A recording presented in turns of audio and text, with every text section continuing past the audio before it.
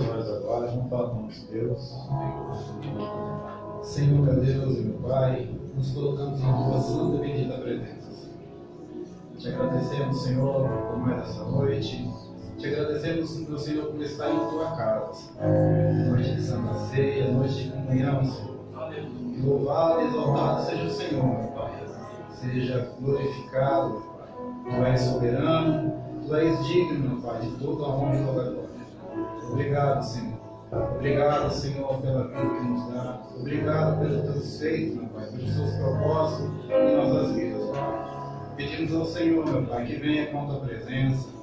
Que o Senhor venha tocar, meu Pai, aos nossos corações. Que o Senhor possa falar conosco, Senhor. Ó, Senhor, nós queremos, meu Pai, sempre sermos submissos a Ti, Senhor. Ter ouvidos sensíveis, meu Pai, ao Teu Espírito, meu Pai. Então fala conosco, Senhor. Abençoe aos levitas, Senhor. Que nós possamos, Senhor, dar o melhor, meu Pai, de nós para Ti, Senhor. Que nós, meu Pai, diminuímos, meu Senhor. Que cada dia o Senhor cresça, meu Pai, em nossas vidas. Meu Pai, te agradeço e te louvo, meu Pai. O Senhor, meu Pai, alcança, meu Pai, das minhas famílias, meu Pai, de cada um aqui presente. O Senhor, meu Pai, possa, meu Pai, fazer transformações, meu Pai, nos corações, trazer salvações, meu Pai, aos lares, meu Pai. Ó, meu Pai, alcança cada um, Senhor, te peço, em nome do Senhor Jesus Cristo. Repreenda, meu Pai, tudo aquilo, meu Pai, que tenta nos afastar de Ti, Senhor. Que caia por terra no nome do Senhor Jesus Cristo, Senhor. Ó, Senhor Deus, faça-se presente, meu Pai, essa noite conosco. Nós te agradecemos no nome do Teu Filho amado, Jesus Cristo. Amém. Graças a Deus.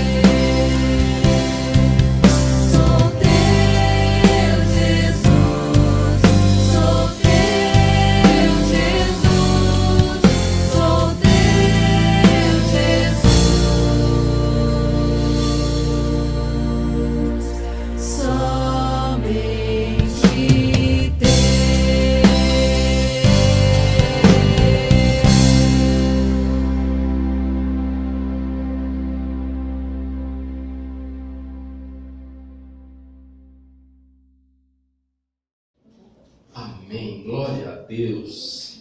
Depois desses cânticos maravilhosos, quem sentiu a presença do Senhor aqui na adoração? Amém. Quem sentiu, diga amém. Amém. Glória a Deus, graças a Deus. Vamos para a palavra do Senhor, que se encontra em Apocalipse, capítulo 3. E nós vamos ler do verso 7 ao 13. Apocalipse 3, do 7 ao 13. Nós vamos ler a carta à igreja de Filadélfia, né? E ao anjo da igreja em Filadélfia escreve: estas coisas diz aquele que é santo, que é verdadeiro, aquele que tem a chave de Davi, que abre e nenhum homem fecha, e que fecha e nenhum homem abre. Eu conheço as tuas obras, eis que tenho posto diante de ti uma porta aberta, e nenhum homem pode fechá-la, porque tens uma pequena força, e tens guardado a minha palavra, e não negaste o meu nome. Eis que eu farei aos da sinagoga de Satanás, aos que dizem ser judeus não são, mas mentem, eis que eu farei com que venham e adorem diante de teus pés e saibam que te amo. Porque tu guardaste a palavra da minha paciência, eu também te guardarei da hora da tentação que virá sobre todo o mundo, para provar os que habitam sobre a terra. Eis que em breve venho, retém o que tu tens, para que nenhum homem tome tua coroa. Aquele que vencer, eu farei uma coluna no templo do meu Deus, e ele não sairá mais de lá. E eu escreverei sobre ele o nome do meu Deus e o nome da cidade do meu Deus, que é a nova Jerusalém, que desce do céu do meu Deus. E eu escreverei sobre ele o meu novo nome. Aquele que tem ouvidos, ouça o que o Espírito diz às igrejas. Amém? Amém. Vamos repetir junto o verso de número 12. Aquele que vencer, eu farei uma coluna no templo do meu Deus. E ele não sairá mais de lá. E eu escreverei sobre ele o nome do meu Deus, o nome da cidade do meu Deus, que é a nova Jerusalém, desce do céu, é o meu Deus. E eu escreverei sobre ele o meu novo nome. Amém. Pode se assentar. Graças a Deus. A igreja é o tema do nosso mês de novembro. Nós estamos, neste mês, sempre trazendo uma palavra referente à igreja do Deus vivo, né? Você sabe que a igreja não salva. Quem salva é Jesus Cristo, né? Mas a igreja, ela é importantíssima. A igreja é o corpo de Cristo aqui na terra. Então, às vezes, a pessoa ela cai num grande engano, que é pensar que pode ser crente, pode ser salvo fora da igreja. A Bíblia diz que Jesus veio buscar a sua igreja, não é verdade? Então, a igreja, ela é importantíssima. Ela é o espaço onde a gente encontra uma comunidade para poder, então, estar inserido, né, nessa comunidade e assim ter a nossa vida de comunhão com Deus. A Bíblia manda a gente congregar. A Bíblia fala da igreja desde lá do ministério terreno de Jesus, quando ele disse: olha, eu estabeleço a minha igreja e as portas do inferno não prevalecerão contra ela. Não é verdade? A igreja do Deus vivo, ela é uma igreja poderosa. Ela é uma igreja fortalecida no nome de Jesus Cristo, né? A igreja é importante. Diga assim comigo: a igreja é lugar de milagres. Amém. Graças a Deus. Por que a igreja é esse lugar de milagres? Porque é exclusivamente na igreja que habita o Espírito de Deus. Não é verdade? O mundo, a Bíblia diz, não tem o Espírito Santo. O mundo não conhece, o mundo não pode recebê-lo. Por quê? Porque não conhece, não tem afinidade com ele. Não é verdade? Então a igreja é a única que tem a presença do Espírito Santo de Deus. Jesus realizou o ministério terreno dele, 3 anos e meio aproximadamente, ele subiu, mas antes de subir ele disse, olha, eu não vos deixarei órfãos, eu enviarei o Espírito Santo. Então, o Espírito Santo veio em Atos dos Apóstolos, no dia de Pentecostes, a Bíblia fala que o Espírito de Deus ele foi derramado e houve ali um momento glorioso na vida da igreja. A igreja começou então ali a pregar a palavra, a converter almas. O apóstolo Pedro, num sermão, numa pregação, converteu mais de 3.000 almas e a igreja só crescia. Na verdade, a igreja só se fortalecia cada dia mais. E de lá para cá, o inimigo tem perseguido, o inimigo tem lutado para parar a igreja, para fracassar a igreja, mas a igreja ela jamais pode ser destruída, porque nela habita a presença viva, poderosa do Espírito Santo. Não é verdade? Então nós como igreja, nós temos que estar buscando esse poder do alto, porque esse poder, ele existe. Diga assim comigo, esse poder, ele existe, ele está disponível. Diga assim, eu preciso buscá-lo. Como igreja, nós não podemos ficar apáticos diante da situação que o mundo está vivendo. Como igreja, a gente não pode ficar adormecido, não é verdade? A Bíblia fala assim, desperta, ó tu que dormes, levanta-te de entre os mortos, e Cristo te iluminará. Cristo te iluminará. É fato que a igreja dos últimos dias ela está dormindo. Nunca se teve tanta gente nos templos. Os templos estão lotados. Mas a igreja ela está adormecida. A igreja ela perdeu aquela sensibilidade do Espírito Santo, né? Perdeu aquela comunhão com Deus. Você já não percebe mais aqueles dons, né, do Espírito Santo nas igrejas. Há uma crise nessa questão da fé. E a Bíblia ensina que nós temos que buscar do poder do alto. Você vê hoje igrejas que estão cada dia mais fora da palavra. A igreja começou, como eu disse, em Atos dos Apóstolos, ela caminhou 300 anos perseguida. Depois houve uma grande mudança na igreja. Quando Constantino, que era o imperador, se converteu ao cristianismo, e aí a igreja parou de ser perseguida. Mas a partir daí, muitas coisas ruins começaram a entrar para dentro da igreja, e ao longo dos anos, isso não foi de um dia para o outro, mas foi ao longo de centenas de anos, a igreja foi distanciando dos caminhos do Senhor, chegando ao ponto de vender perdão de pecados, chegando ao ponto de ter o tribunal da Inquisição e as pessoas serem maltratadas, torturadas e mortas por causa da igreja. Isso falando em nome de Deus, né? A igreja com domínio, né? Com mão de ferro pesada sobre as pessoas. Veio a reforma do século XVI e a igreja então corrigiu aquilo que estava fora da palavra. Mas hoje a gente vê que a igreja, em muitos casos, ela está caminhando fora da palavra. Não é verdade?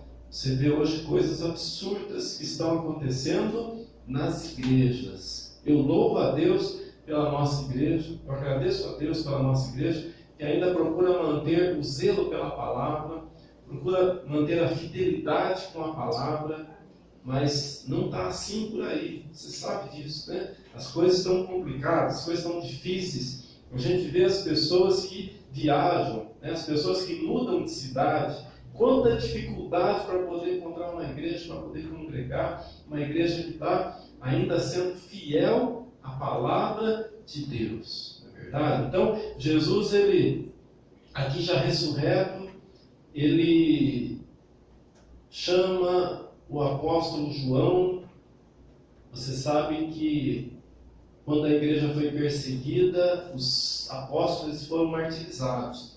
Uns foram crucificados de cabeça para baixo, como foi Pedro, né? Outros foram cerrados pelo meio, outros foram mortos à espada, e a situação era muito difícil para quem era crente do primeiro século.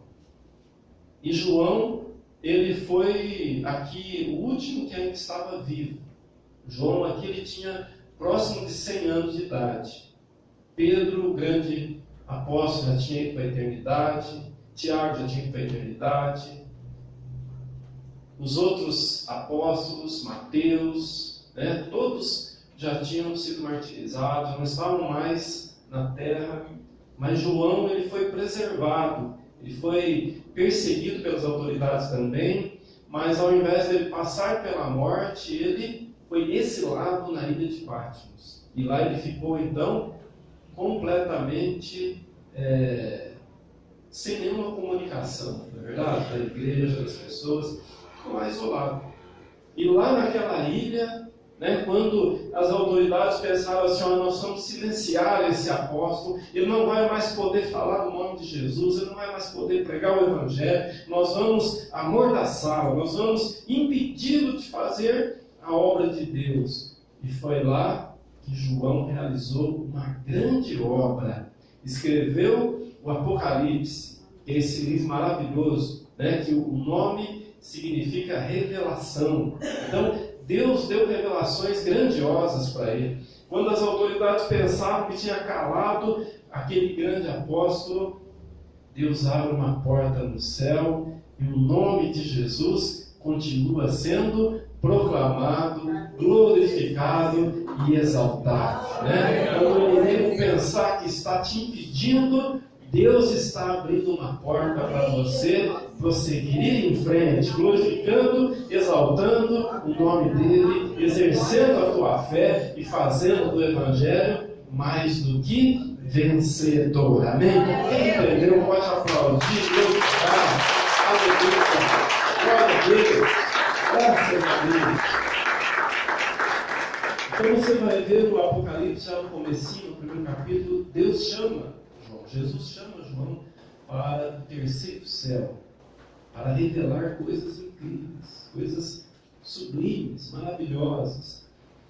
E João se encontra em espírito, então, no céu, e ele tem revelações fantásticas. E Jesus, então, fala para ele escrever tudo que ele estava vendo, tudo que ele estava presenciando. Então, Jesus manda 7 cartas às 7 igrejas da Ásia. Né? E uma das igrejas é que nós estamos aqui no capítulo 3, né? No verso 7 de Apocalipse. Capítulo 3, verso 7. Que é a igreja que ficava em Filadélfia. Né? Então, você olha aqui, ele diz assim, ao anjo da igreja de Filadélfia, quer dizer, ao pastor da igreja, né? Aquele que estava liderando o trabalho na igreja de Filadélfia, escreve: estas coisas diz aquele que é santo, que é verdadeiro. Quer dizer, Jesus está dizendo, olha, quem está dizendo isso sou eu, que sou santo, que sou verdadeiro. Aquele que tem a chave de Davi, o Senhor Jesus, né? Que abre e nenhum homem fecha, e que fecha e nenhum homem abre. Quer dizer, ele tem autoridade. A igreja tem autoridade, não é verdade? Em verso 8 ele fala, eu conheço as tuas obras, eis que tenho posto diante de ti uma porta aberta, e nenhum homem pode fechá-la, porque tens uma pequena força e tens guardado a minha palavra e não negaste o meu nome. Dá uma paradinha aí, olha aqui para mim. Essas cartas às igrejas, elas não eram exclusivamente para as igrejas da Ásia. Elas representam a igreja do Senhor Jesus nas diferentes fases que o mundo foi se desenvolvendo, né? Os fatos foram acontecendo. Então, essas cartas elas têm a ver com a nossa igreja hoje. A igreja hoje. Então, quando Jesus está dizendo assim, olha, eu conheço as tuas obras, ele está dizendo que ele conhece a tua vida. Ele conhece o teu proceder. Às vezes você acha que só você sabe o que está acontecendo. Mas não. Jesus sabe o que se passa no teu coração. Ele sabe o que se passa na tua vida. Às vezes nem a tua esposa, teu marido não sabe. Às vezes você não contou para ninguém, só está no teu coração. Mas Jesus conhece todas as tuas obras. Ele conhece todos os teus pensamentos. Ele sabe das tuas lutas, Ele sabe das tuas dificuldades, Ele sabe dos teus sonhos, Ele sabe dos teus desejos, Ele sabe tudo o que se passa com a tua vida, tudo. Ele tem pleno conhecimento da tua vida, né? E é interessante que Ele fala assim, olha, eu conheço as tuas obras, e eu tenho posto uma porta aberta diante de ti, né? E ninguém pode fechar. Por quê? Porque tens uma pequena força, e tens guardado a minha palavra e não negaste o meu nome. Às vezes você pensa que está sem força nenhuma, mas você ainda tem uma pequena força. E você tem guardado a palavra de Deus. Diga assim comigo. É importante que eu guarde a palavra de Deus. Diga assim, essa pequena força que eu tenho faz toda a diferença. Porque com essa pequena força, em nome de Jesus, eu posso derrotar o poder do inferno, o poder das trevas. Eu posso caminhar firme, adorando, exaltando e glorificando o meu Deus. Amém. Quem entendeu pode aplaudir, pode louvar. Aleluia. Glória a Deus. Glória a Deus. Graças a Deus. É interessante no verso 11, ele fala uma palavra que é muito atual. Eis que em breve eu venho. Retém o que tu tens, para que nenhum homem tome a tua coroa. Para que ninguém tome a tua coroa. Jesus está dizendo aqui, olha, tem uma coroa, tem um galardão para você, tem uma recompensa para você. Mas tem gente, ou melhor, tem alguém querendo roubar a tua recompensa. Tem alguém querendo roubar a tua coroa. Coroa significa poder para reinar, não é verdade? Quando o rei assumiu o trono, ele recebia a coroa. Coroa significa poder para reinar. O diabo quer tirar esse poder da tua vida. O diabo quer reinar na tua vida. Mas diga assim, ó, em nome de Jesus, na minha vida, só reina o Senhor Jesus, o Todo-Poderoso. Amém. Então na tua vida, meu irmão, o diabo não reina. Ele não reina. Ele quer reinar, mas ele não reina. Na tua vida reina o Senhor, o Todo-Poderoso. Então ele disse, olha, você tem que cuidar. Por quê? Porque o inimigo pode roubar sim a nossa coroa, pode roubar sim a nossa fé, pode enfraquecer a nossa fé. Você sabe que quando Jesus te salvou, quando Ele alcançou a tua vida, começou uma luta espiritual. Começou uma batalha renhida da tua carne contra o teu espírito.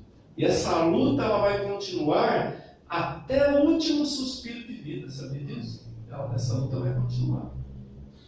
E você tem que lutar, você tem que vencer as trevas. Porque a palavra diz assim, olha, vou até ler de novo aqui para você, ó, verso 11.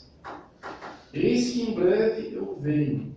Retém o que tu tens, para que ninguém tome a tua coroa. Quer dizer, o que é reter? É você segurar. Verdade? É você conseguir impedir o inimigo de roubar aquilo que você tem.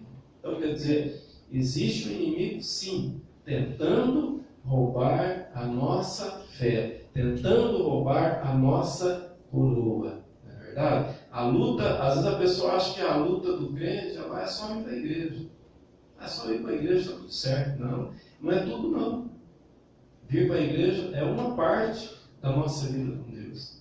Mas no dia a dia, nós temos que lutar. É verdade? No dia a dia, nós temos que vencer as trevas. Aqueles pensamentos que o inimigo lança.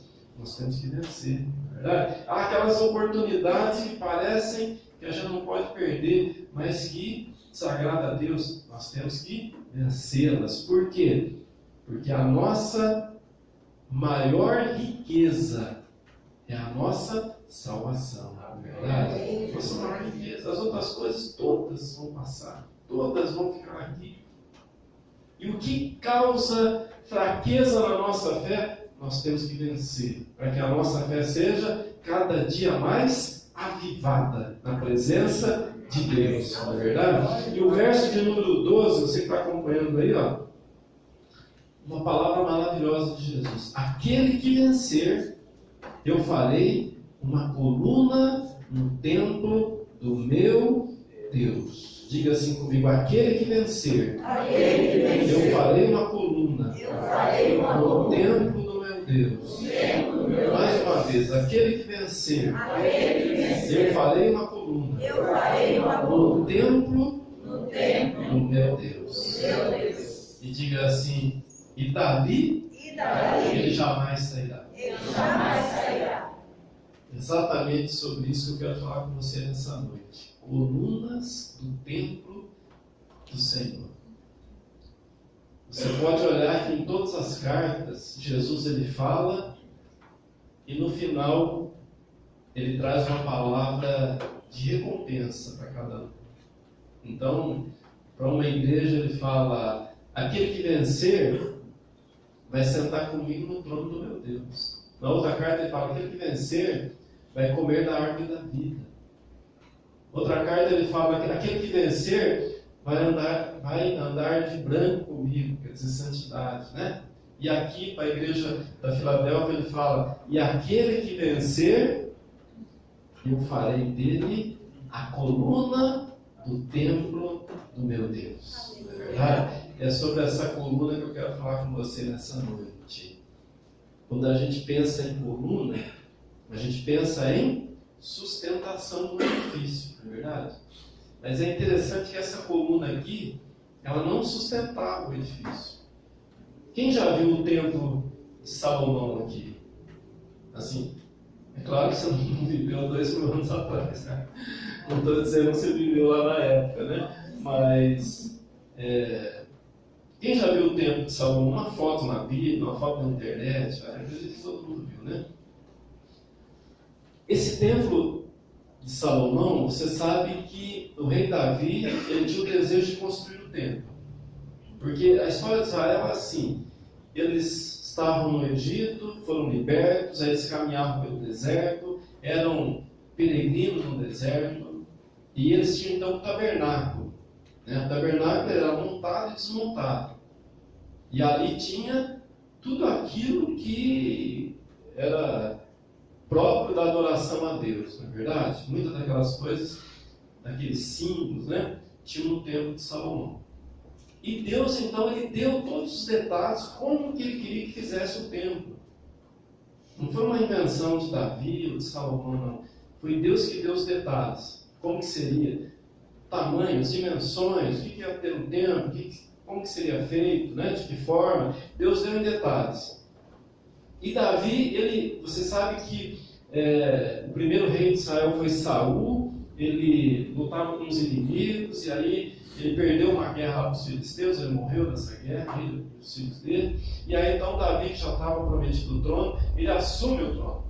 E Davi, ele era um guerreiro formidável, Deus era com ele, e ele não perdia guerras, né? Ele ia para as guerras, e ele vencia as guerras.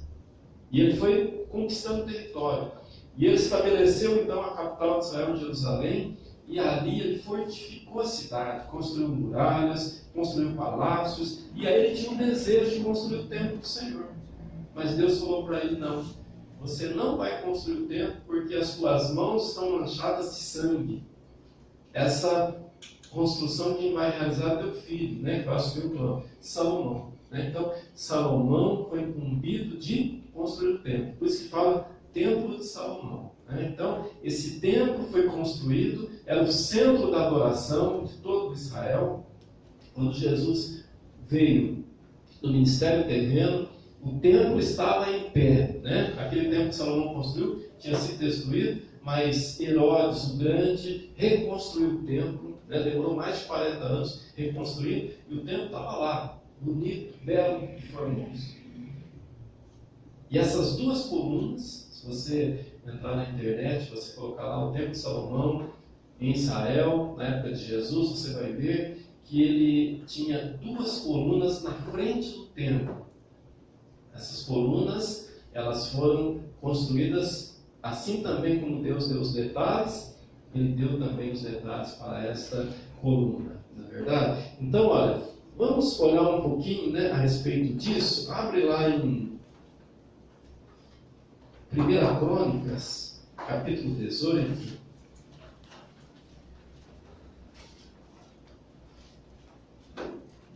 1 Crônicas, capítulo 18, nós vamos ler do 1 ao 8.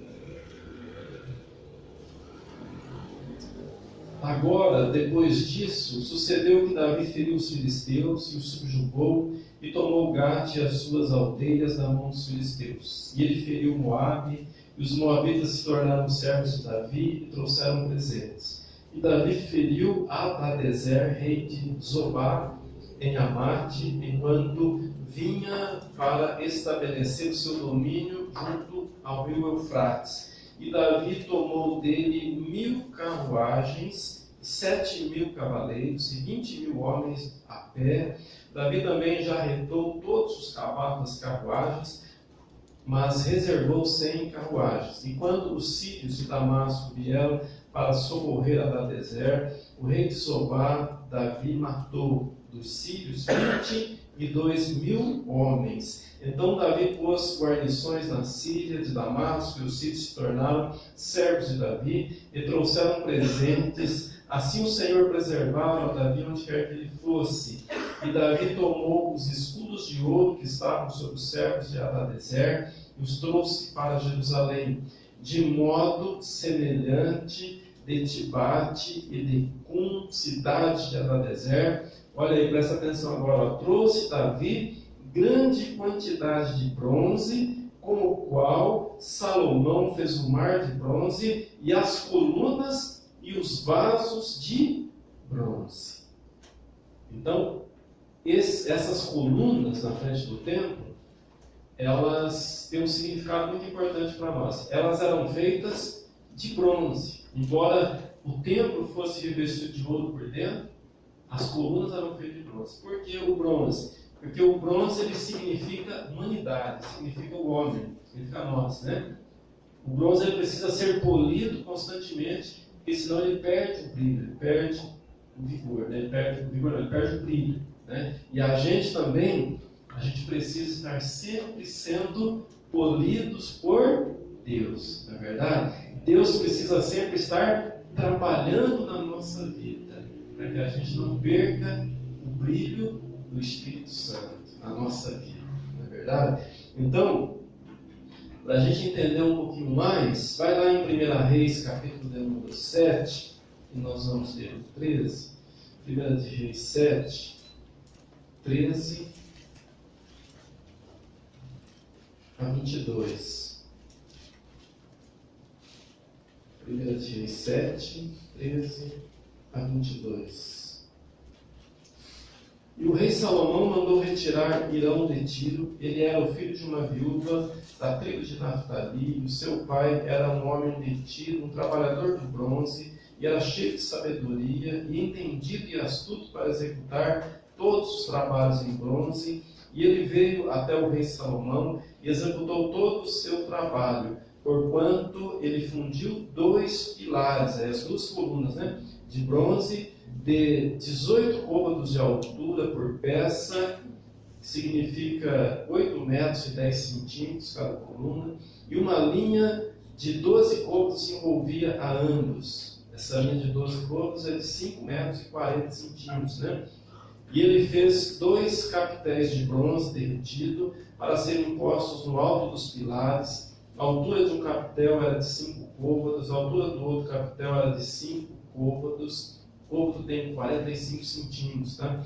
E redes de trabalho trançado, e redes em forma de correntes para os capitéis que estavam no alto dos pilares, 7 para um capitel e 7 para outro capitel. E ele fez os pilares em 2 fileiras ao redor sobre uma rede, para cobrir os capitéis que estavam no alto com romãs. E assim fez para o outro capitel. E os capitéis que estavam no alto dos pilares eram lírios trabalhados no pórtico, 4 côvados. E os capitéis sobre os 2 pilares também tinham romãs no alto, em cima do bojo que estava junto à rede, e as romãs eram 200 em fileiras em redor sobre o outro capitel.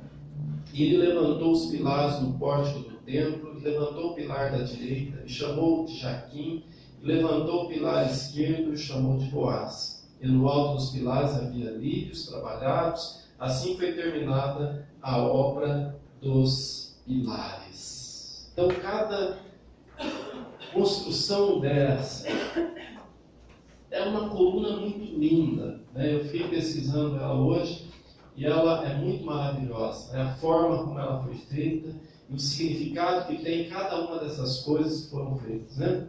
Então, Salomão mandou chamar Airão, né? Você viu aqui, ele era habilidoso para trabalhar com bronze. Irão, ele é um tipo do Espírito Santo na nossa vida, e você viu que esse material que foi usado para fazer essas colunas era um material que foi tirado, né? Foi vencida a guerra contra Hadadezer, inimigo de Israel, e esse bronze foi tirado das mãos, né, do reino de Hadadezer e foram trazidos para Israel. E Irão então trabalhou esse material. Hadadezer, ele é um tipo do diabo, é um tipo do mundo, né, para nós. Então veja bem, a gente era um bronze que estava nas mãos do inimigo, não é verdade? A gente era esse material que estava sendo usado pelo inimigo. Mas Jesus nos comprou, Ele nos tirou da mão desse inimigo. E Ele nos trouxe para os seus cuidados. Irão, então, preparou a forma, derreteu aquele bronze, então aqueles materiais, né? Tinha lá maçanetas, tinha lá símbolos, né? Tinha lá coisas que estavam nas mãos de Hadadezer. Salomão, Davi conquistou, trouxe. Irão, tipo do Espírito Santo, trabalhou, derreteu, fundiu, transformou esse bronze que era impuro, esse bronze que estava nas mãos do inimigo, ele trouxe e preparou para formar a coluna, né? Nós também estávamos nas mãos do inimigo. O inimigo usava a vida das pessoas para fins não determinados para agradar a Deus. Mas Jesus nos comprou e Deus trabalha na nossa vida, né? Como o vaso trabalha no oleiro, ele molda, não é verdade? Para que a gente possa então ser instrumentos nas mãos dele, não é verdade? Então, elas não serviam para sustentar, elas serviam para adornar. Se você prestar atenção, você vai ver que elas não eram colunas de sustentação, elas eram colunas de embelezamento do templo. Assim também, você na igreja, a igreja não depende de você exclusivamente para existir. A igreja não está fundamentada em nós, pessoas. Se a gente cair, a igreja não cai. Não é verdade? Se a gente fracassar como pessoa, a igreja ela não fracassa. Porque nós não somos colunas de sustentação da igreja. A igreja ela está sustentada numa coluna indestrutível que é o Senhor Jesus. Amém. É verdade? Então a nossa vida ela é importante aqui. Mas por que Deus quer a nossa vida na igreja? Não é para sustentar a igreja, mas é para embelezar a igreja. A igreja é a noiva de Cristo. O Espírito Santo está adornando a igreja para o grande dia do encontro com o noivo. Não é verdade? Então essas colunas, elas... Por isso que Jesus falou assim, olha, ao vencedor farei colunas no templo do meu Deus. Quem que é vencedor aqui? Diga amém. Amém. Vamos aplaudir o Senhor. Glória a Deus. Graças a Deus. Então essas colunas, elas estavam colocadas na frente do templo. Era de bronze, porque significa a nossa humanidade. Podia ter sido de ouro. Tinha muito ouro, né, para se fazer. Mas Deus quis que fizesse de bronze para representar a nossa humanidade. Para representar que a gente não tem luz própria. Essas colunas, elas estavam na frente do templo. E quando as pessoas vinham para Jerusalém, os mercadores, as pessoas que vinham de longe, elas, do Monte das Oliveiras, elas olhavam aquelas colunas e o sol refletia naquelas colunas e elas brilhavam e eram como 1000 sóis refletindo naquelas colunas, representando que a nossa vida não tem luz própria, mas a nossa luz vem do sol da justiça, que é Jesus Cristo. Não é verdade? Nós não temos luz, é a luz de Jesus que brilha através de nós. Não é verdade? Então essas colunas eram lindas, né? Com 8 metros e 10 centímetros de altura.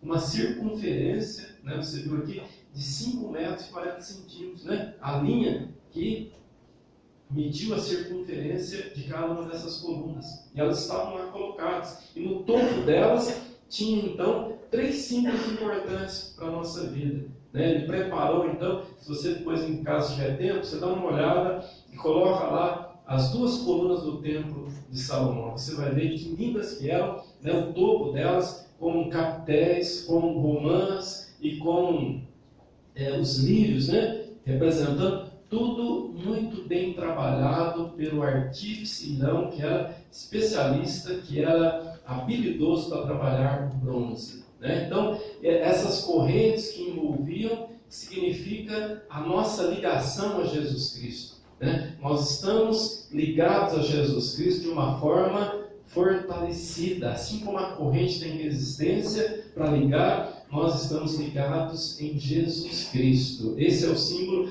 da corrente. As romãs significam o fruto do Espírito Santo na nossa vida. As romãs significam fruto, e eram muitas romãs, em 200 romãs em volta, né, de cada topo dessa coluna.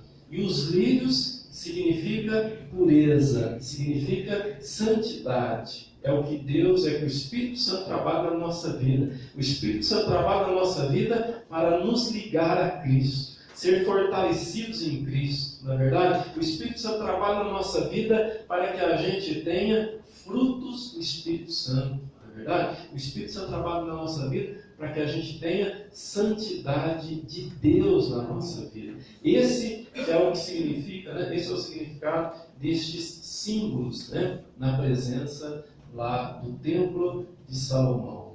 Deus quer que você seja coluna. Deus quer manifestar na tua vida esse poderoso amor.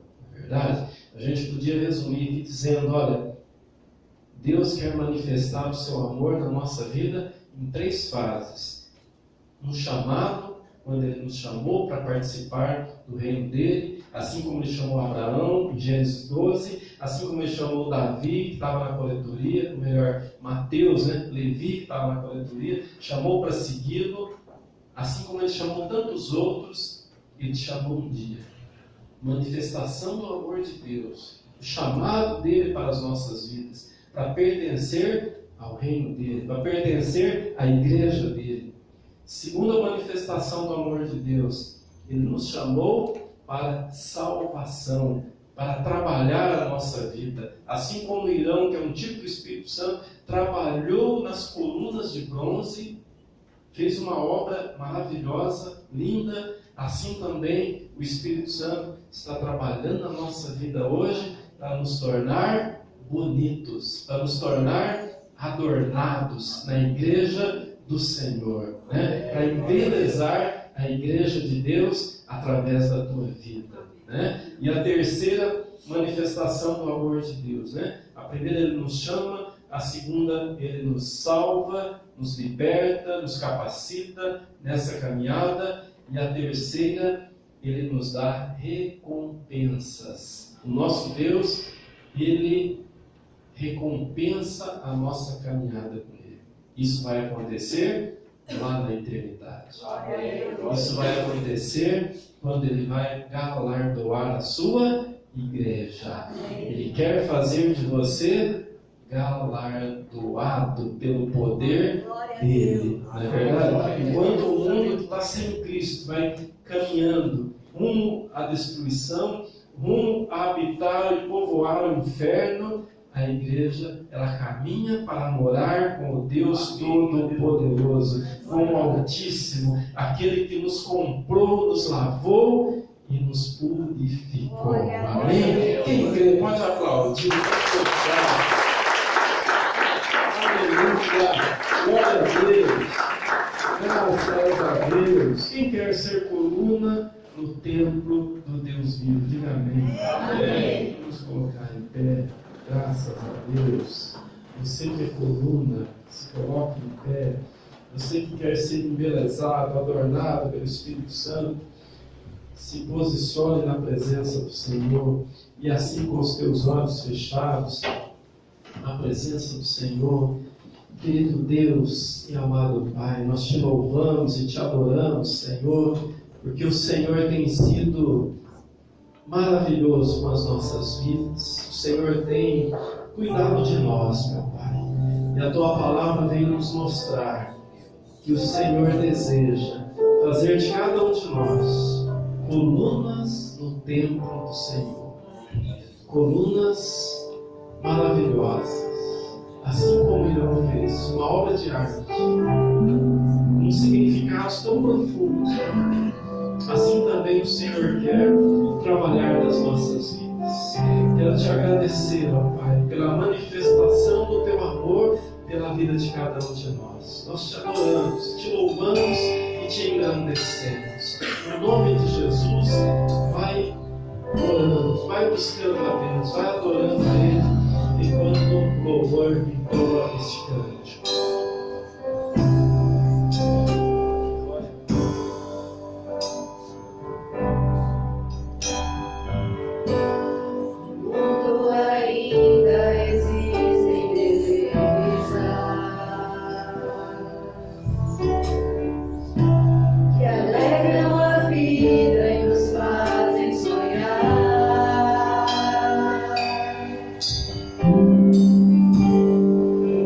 Seria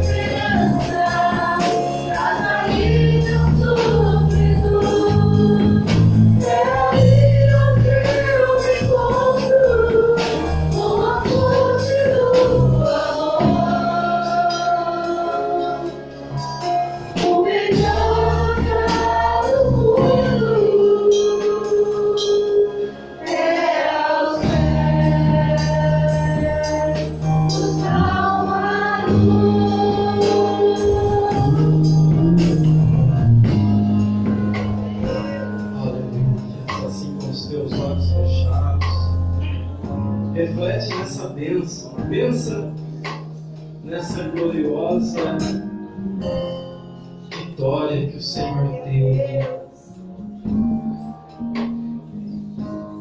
Pensa o quanto nós éramos insignificantes, bronze no reino de Adão-Bezerra. Mas o Senhor nos resgatou. O Senhor comprou a tua vida por um precioso preço, por um alto preço, no precioso sangue de Jesus Cristo, e tirou você das mãos do inimigo para fazer de você colunas do templo do Deus vivo. O Senhor está trabalhando na tua vida, está a cada dia fabricando, fazendo, construindo estas colunas do templo do Deus vivo. Se permita ser trabalhado por Deus. Permita que o Espírito Santo tenha liberdade no teu coração. Colabora com Deus. Trabalha junto com Deus nessa empreitada, nesse objetivo. Porque a obra do Senhor, ela ainda não está completa na tua vida. A cada dia é um novo desafio. A cada dia é um trabalhar de Deus nas nossas vidas. O inimigo ficou furioso de te perder. Mas esse inimigo já está derrotado. Você pertence ao Deus vivo. Tua vida é preciosa aos olhos do Senhor. E Ele está trabalhando. Ele está polindo o bronze. Ele está polindo a tua vida. Ele está te libertando. Ele está te perdoando. Ele está caminhando contigo e lutando a tua luta, trabalhando naquilo que você não pode fazer. O Senhor está fazendo na tua vida. Confia nele, entrega a tua vida a Ele totalmente e deposita nele toda a tua esperança, toda a tua ansiedade. Lança sobre Ele agora e creia que Ele é poderoso para te salvar. Ele é poderoso para fazer de você verdadeiramente mais do que vencedor. Aleluia. Coloca a mão no teu coração e diga assim: eu creio que o meu Deus me comprou e me tirou das mãos do inimigo. Eu era um bronze sem valor. Mas agora o Senhor está fabricando, está trabalhando na minha vida. O Espírito Santo está polindo a minha vida, está adornando a minha vida para o encontro com o Senhor. E diga assim: eu estou disposto, eu estou disponível, meu coração está aberto para o trabalhar de Deus, agora e sempre. Amém. Pode aplaudir, glorificar, exaltar. Aleluia. Glória a Deus. Glória a Deus. Aleluia. Glória a Deus. Graças a Deus. Chega as suas mãos, receba a Deus. Poderoso Deus, amado Pai. O teu poder possa continuar nas nossas vidas, trabalhando a cada dia, Senhor. Que toda dúvida, toda insegurança, todo medo caia por terra agora. Que a tua igreja seja cuidada por ti. Espera o teu povo em paz para os seus lares, debaixo das suas potentes mãos. Que a graça do nosso Senhor e Salvador Jesus Cristo, o grande e eterno amor de Deus o Pai e as doces e meigas consolações do teu Espírito esteja com toda a tua igreja. E todos aqueles que creem e recebem, digam amém. Amém. Pode aplaudir, glorificar. Aleluia. Glória a Deus. Glória a Deus. Aleluia. Glória a Deus.